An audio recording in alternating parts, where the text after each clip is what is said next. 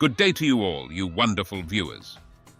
As some of you might have noticed, the channel has reached a quite important milestone, namely the 1,000 subscriber mark. As such, the creator, Melchitron, promised to make a Q&A episode, where yours truly, Squibbo, will read and answer the questions you submitted. Without further ado, let us begin. First up, we have one of the OGs, Shogun Plasma, asking the question, what was the inspiration for the depths and how does it work? Yes. In order to answer this question, I must reveal something. This campaign's setting and lore is based on the video game Deep Woken, created by Monad Studios. It is a roguelike MMO, meaning that there's permanent character loss with a very competitive player base. I've taken some creative liberties with the lore and added some additions of my own in order to make the experience more unique to my campaign.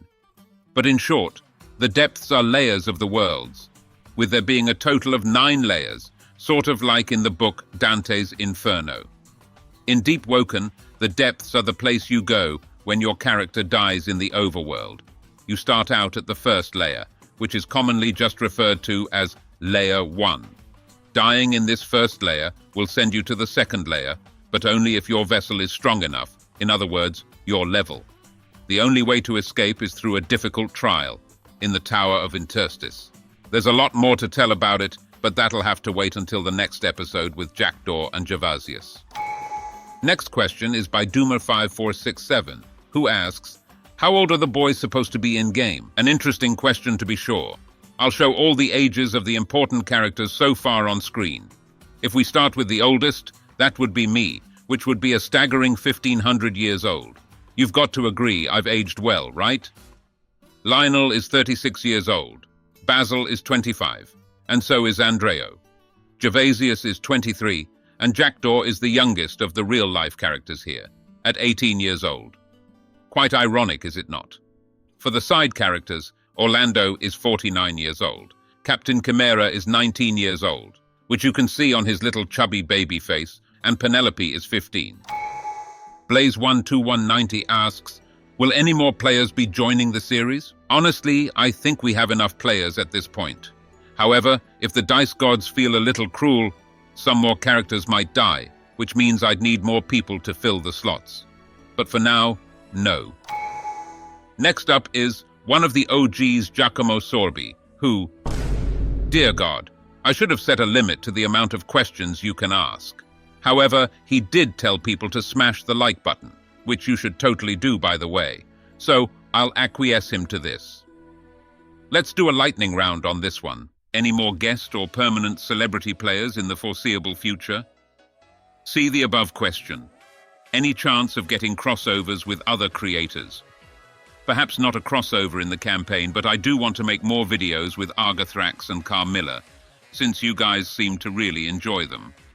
Or well, except this guy, apparently. If I wanted to read all the mantra and/or the characters sheets, are they available anywhere? I make most things up on the spot, and the character sheets are incredibly scuffed, mostly taken from those quick character sheet generators online and heavily modified until it makes sense to my brain. They aren't exactly available as of now, but I might release some Google document files where you could read up on some of my notes. How long did you plan the campaign to go and up to what level? Well, without the double death to Kalzin, the campaign was supposed to be 12 sessions long. Now, however, it's probably closer to 16 sessions, and that's if everything goes exactly according to plan. Knowing my luck, it probably won't. Since you said you do not live in the US, mind me asking where you are based. I was born and live in the land of IKEA Minecraft meatballs, Sweden. Let it be known that I barely care about US politics at all, and in fact, I despise all of the real-life versions of these characters. I guess Penny hides some secrets, like her mysterious berserk blackout on the ship. Do you script everything like that in advance or plan as you go? I barely plan for anything in this series, actually, since the dice rolls can vary the story by a lot. I sometimes have moments that I really want to implement, and will try to nudge the story to go a certain way I want. So yeah, I'm a bit of a plan-as-you-go writer, if I say so myself. Bruh dude, JX is the next one up, and they ask the following question. Who do you foresee as having the most impact in the story? You can give a vague answer if you don't want to spoil future episodes, or don't know right now. This question is quite hard to answer, since I don't exactly know yet. As stated prior, I'm a bit of a plan-as-you-go writer, so I can't really give an answer to this. I plan for all characters to have important parts in the story.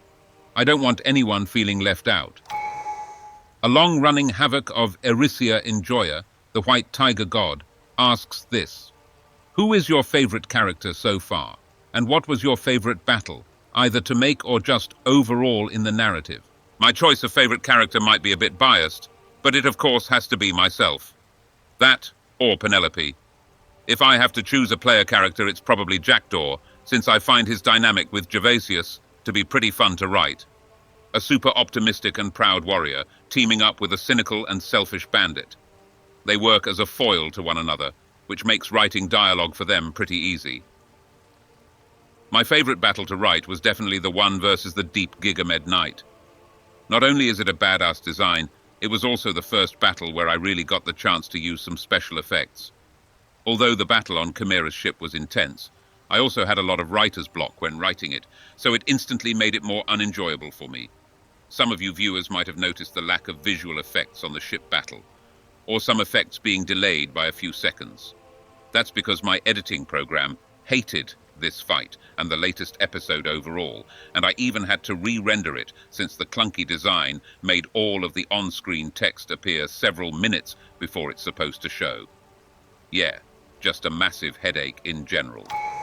Next up is Beagle Master, master of all beagles. And they ask, is the mantra system based on or inspired by something? It's really cool. Thank you! The mantra system is, just like the depths, inspired by the game Deepwoken. There's two reasons why I wanted mantras instead of the traditional spell system in D&D.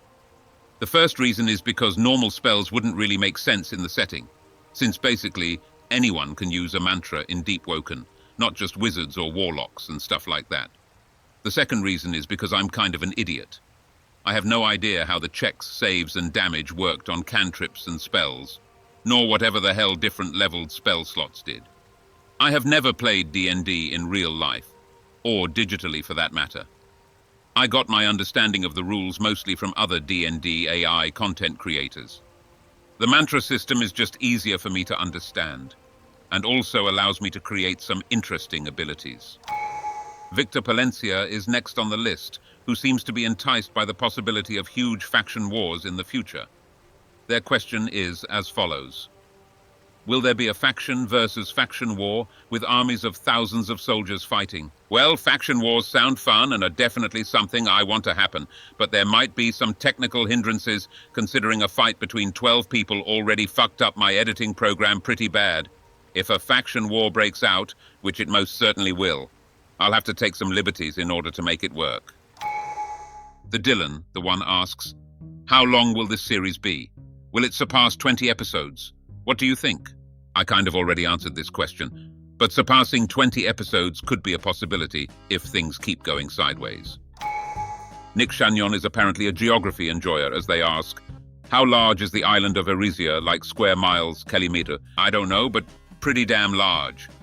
In the game, it's the largest solid landmass currently existing in the overworld, if you count both the upper and lower sections. I'll show a map on screen, with some lines showing where the party has traveled so far. Bulklock, the Grim Head Network asks 2 questions, which I'll allow since Giacomo got 6 earlier. They ask 2 questions. Number 1 is you said this was based on one of your favorite anime. Wait, anime? Did I say that? Let me check my session 0 video. 20 minutes later. Okay, it seems they might have misheard me. In the video, I said that I based this on my favorite video game, which is Deepwoken. However, my favorite anime would probably have to be Overlord, mostly because I'm already a fan of the light novel. A close second place would probably be Jujutsu Kaisen.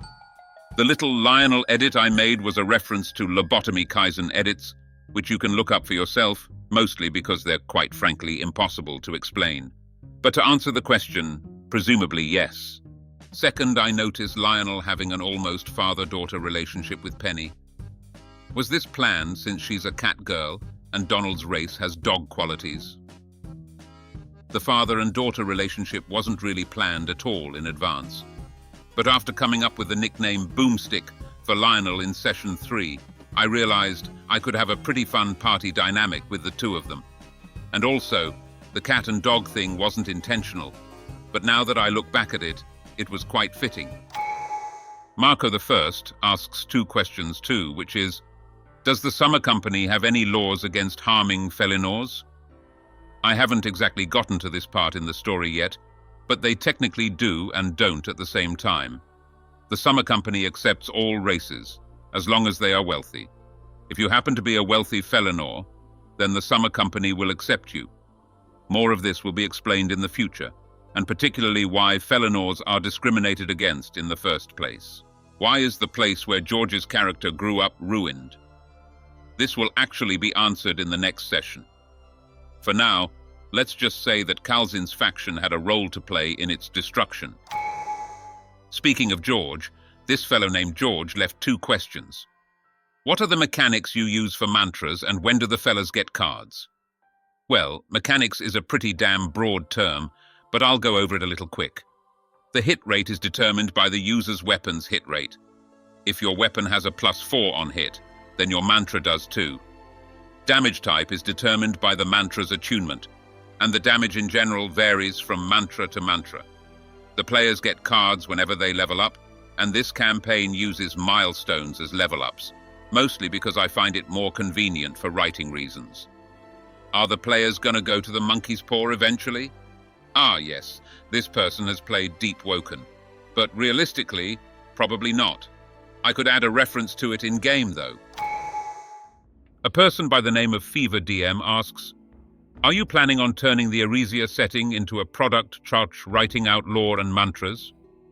Judging by the name, this person is probably a dungeon master, so I see the intention here. I will certainly not sell Erisia as a setting, considering I didn't create it.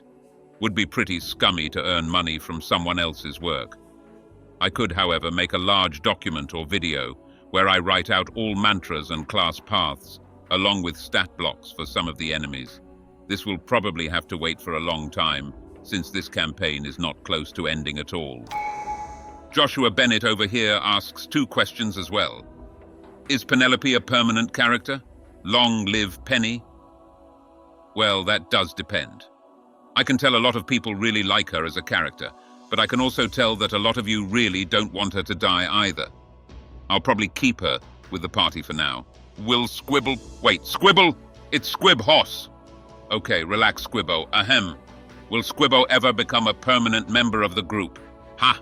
Definitely not. It would destroy all tension and difficulty. I am probably the most powerful character in the story so far, but I remain neutral since dealing with other people's business is not my problem. Lolman Dude asks the following. What made you consider Andrew Tate to join the group?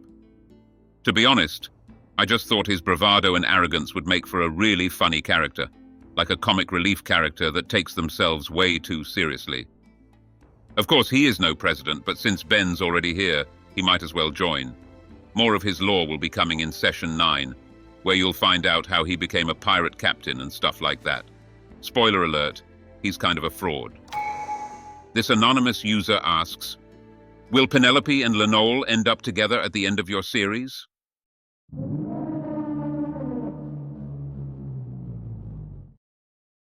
All right, now on to some honorable mentions. These people didn't reply to my comment, but they did leave questions anyways, so I'll read and answer them as usual. Psycho Gamerus 8391 asks, do you have a future plan for a consistent schedule of when you upload a new episode? Because I thought you quit when it took months for you to finally upload this one. Okay, wow, months is definitely an overstatement. It took about 4 weeks, which is twice the amount of time it usually takes. It's important to mention that my free time is very limited, and I won't be able to upload as quickly as I was able to before, since I didn't have a day job back then. So in summary, no. But you can expect about 1 episode per month for now. And finally, João Pedro Braganjolo asks, so, if this play is inspired by Deep Woken, can someone have the equivalent of Crazy Slots? Well, that's a neat suggestion, but I don't think the group is at the right power level in order to be granted resonances.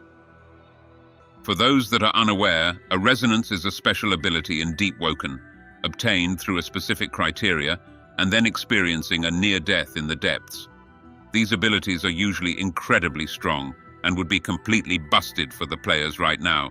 However, I can see certain bosses or mini-bosses utilizing resonances, so stay tuned for that. And that's all for now. Thank you all for leaving questions in the comments below. It was quite fun to read and answer these. If you have more questions you need answered, I'll try to answer them directly in the comment section of this video as well. As usual, I hope you enjoyed the video and have a great day or night.